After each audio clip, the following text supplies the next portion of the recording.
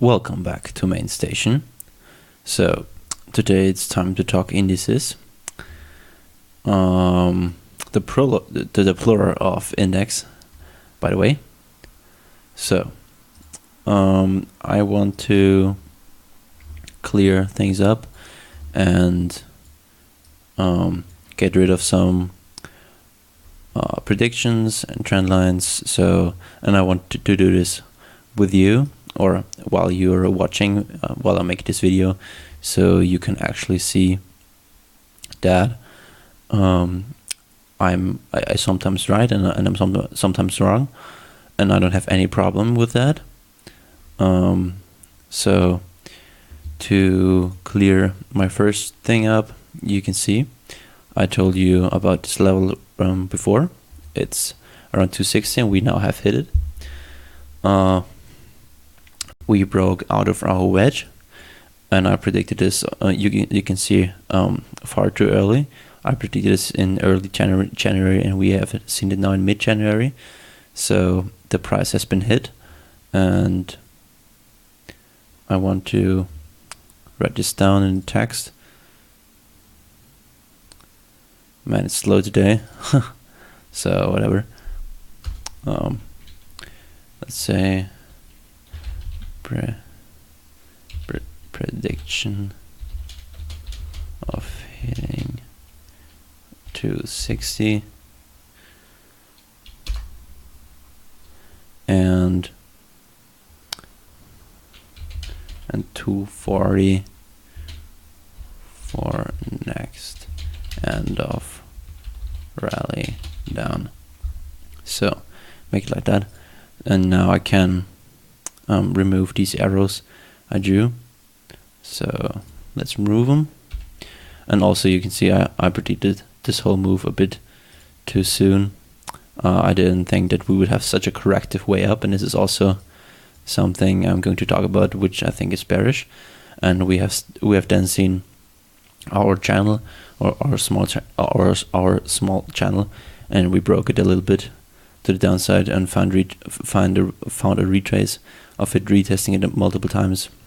And since we have seen this corrective uptrend, or this was an indication that we would see further consolidation in this vicinity of like between 258 and 255 about.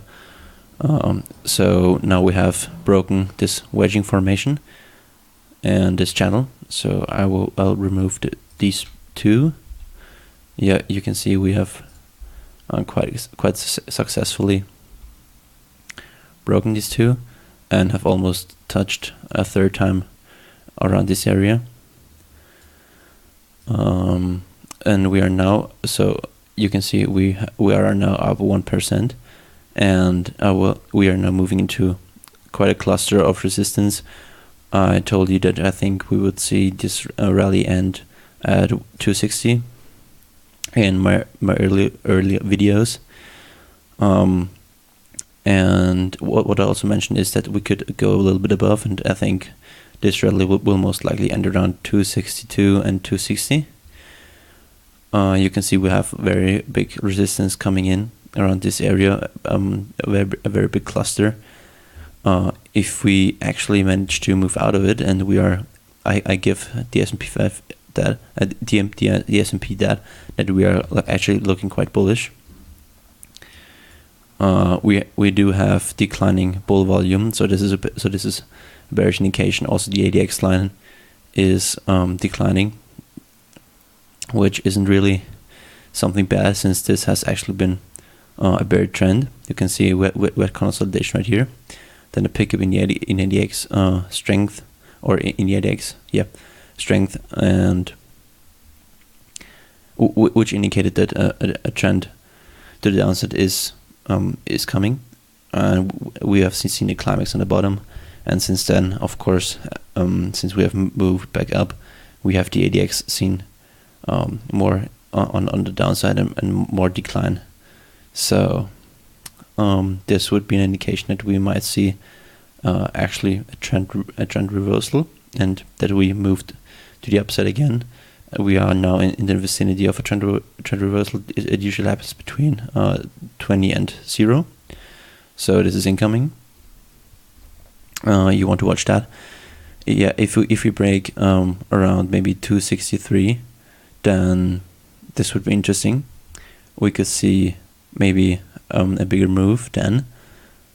I don't think it's likely that this will happen. It could.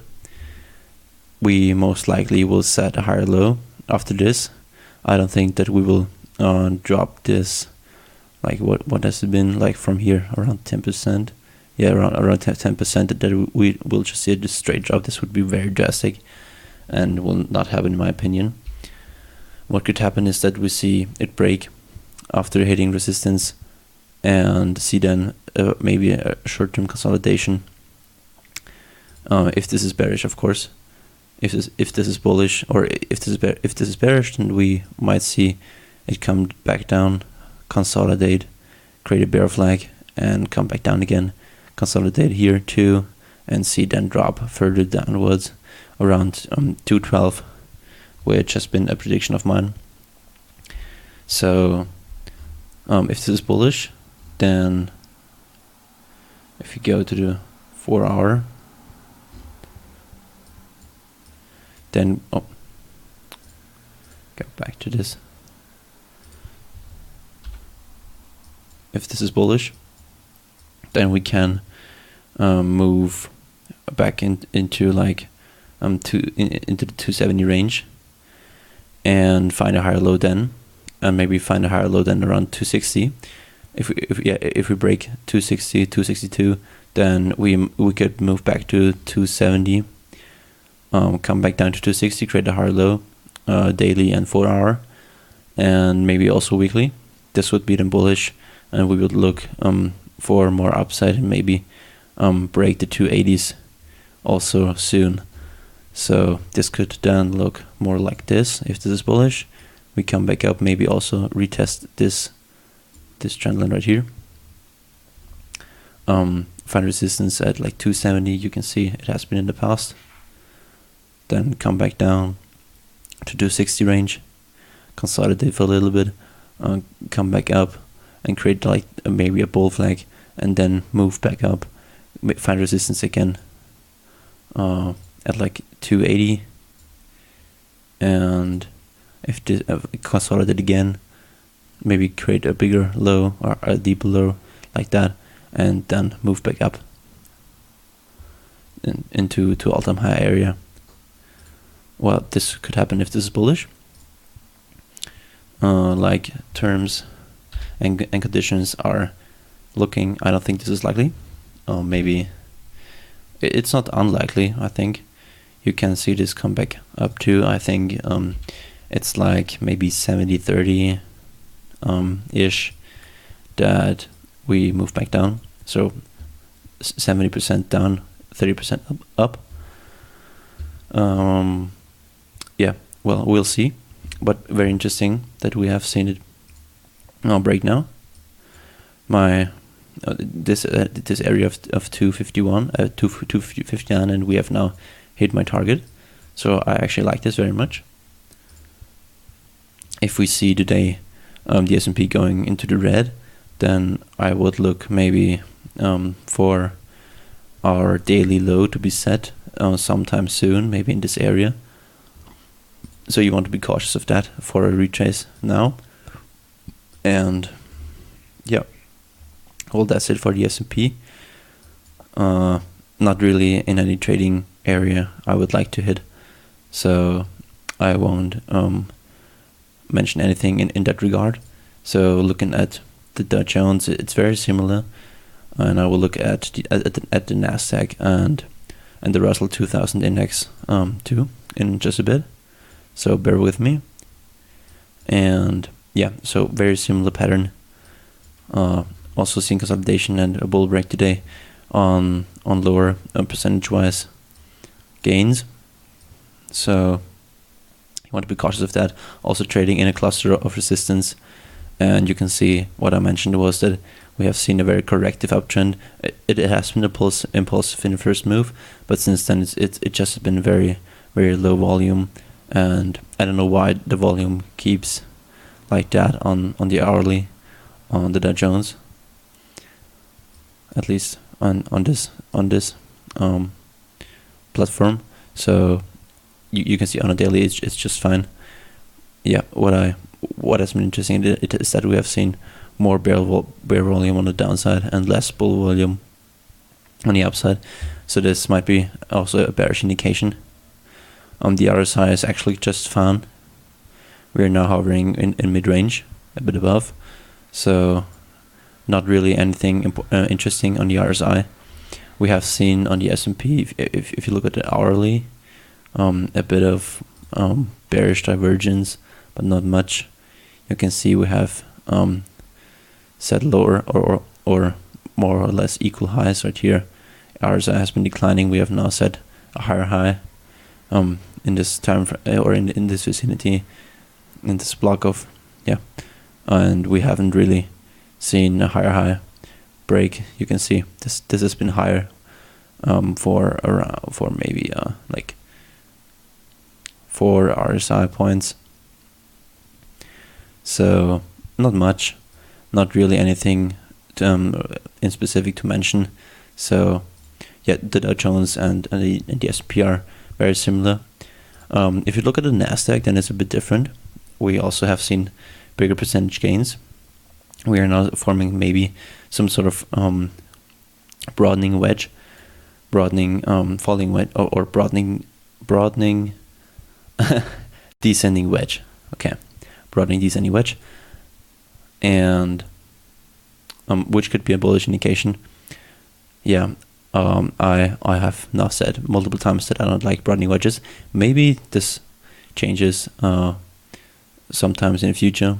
You should always adapt your trading strategies to what's best for you. Yeah, so also, similar in something that we are now hitting resistance, have been broken out of consolidation, and finding now a cluster of resistance right here in this area. But what's interesting is that on the S&P, and that has been also the reason why I said that 260, 262 would be likely, is that we would hit this trend line from this bear flag on the top, and we have seen that in 2008 and 09. I mentioned this in the video, so you want to watch that definitely. It's called some sort of similarities in the S&P from like 08 to 18. So you want to definitely look at this. You can see it right here. We haven't really touched it on the first move, but on the second move, or on a bigger move. So this is interesting. We haven't yet touched it. There's also a reason why I said that at this first move we might not hit this trend line and find more resistance around 260, come back down, and then finally hit it. If we maybe go to 263 or 264 in later Q1 or early Q2 of this year. So this could very well be playing out over a long period of time. We have much space to work with, as I mentioned, on the S&P, around 10 to 11%. So this won't be just given up in 2 days, in my opinion. So be patient. So going back to the Nasdaq, we are still very far away from our. You can extend this maybe more like this from our ascending channel. It has more been an ascending channel than a bear flag on the Nasdaq compared to the S&P and Dow Jones. So there's also a difference, and we are still much farther away from this trend line. You can go percentage-wise gains and see that we are still around 9% away, while we are maybe like 1% away on the S&P and the Dow Jones at most. So this is interesting, and this is actually one of the big reasons that the Nasdaq it might be a bit more bearish. And yeah, looking at the Russell 2000 for a few minutes.